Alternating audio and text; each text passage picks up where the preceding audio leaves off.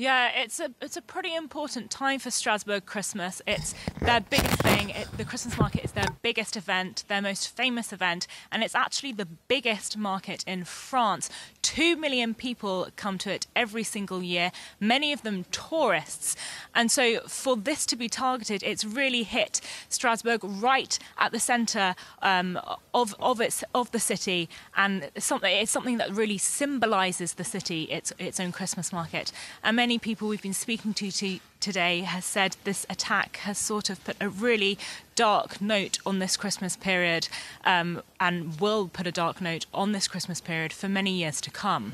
And that Christmas market shut for now. We're hearing authorities hoping to reopen it perhaps as early as Thursday.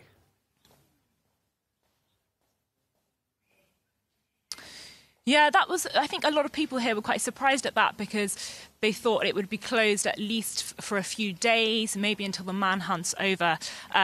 But yeah, authorities saying it might be open as early as Thursday.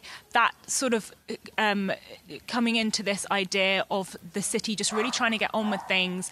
Today was their day of mourning, grieving. They laid tributes, flowers and candles to remember the victims.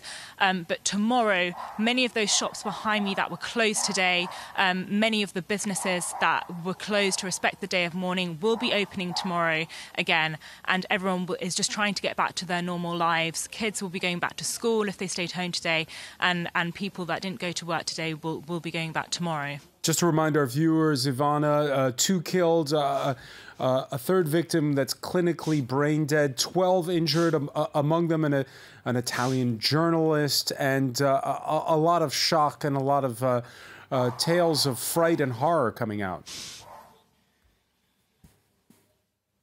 Yeah, we spoke to some people this morning who said they heard shots, they heard the cries.